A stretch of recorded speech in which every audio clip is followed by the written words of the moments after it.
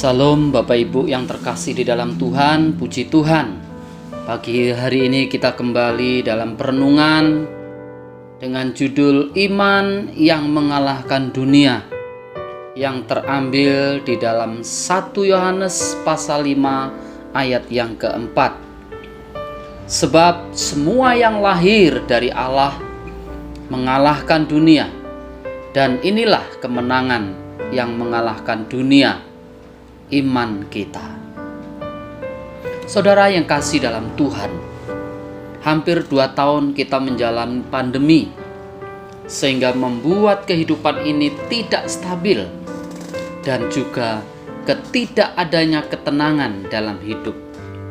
Akhirnya kita dilanda ketakutan dan kecemasan.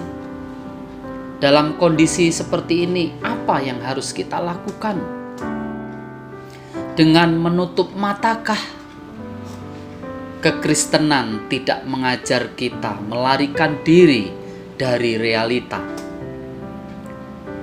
Memang harus kita akui, kita hidup dalam kondisi yang sangat sulit, dan kondisi ini dapat mengakibatkan kita hidup dalam ketegangan, ketakutan, dan kekhawatiran.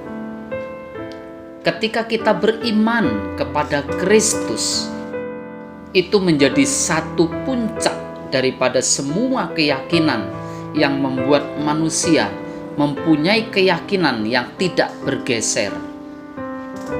Waktu kita beriman kepada Kristus itu berarti kita sedang menancapkan jangkar kita kembali kepada kekekalan yang sudah dibuktikan di dalam sejarah. Beriman kepada Kristus membentuk kita memiliki keyakinan yang kokoh. Lalu bagaimana kita memiliki iman yang dapat mengalahkan dunia?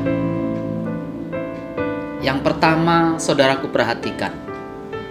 Percaya bahwa di dalam Yesus Kristus ada kuasa. Yesus yang kita sembah adalah Tuhan yang perkasa, yang telah mengalahkan dunia. Dia menghendaki agar kita anak-anaknya memiliki kuasa yang sama dengan yang Ia miliki, yaitu kuasa untuk mengalahkan dunia. Yang kedua, hidup yang diperbaharui atau hidup yang dilahirkan kembali. Mengalami pembaharuan hidup, meninggalkan hidup yang lama dan memunculkan hidup yang baru. Segala dosa disucikan dan hidup dalam pertobatan.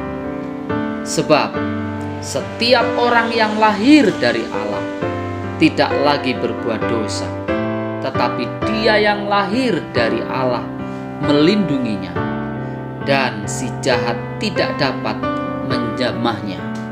1 Yohanes 5 ayat 18. Yang ketiga, melakukan perintahnya.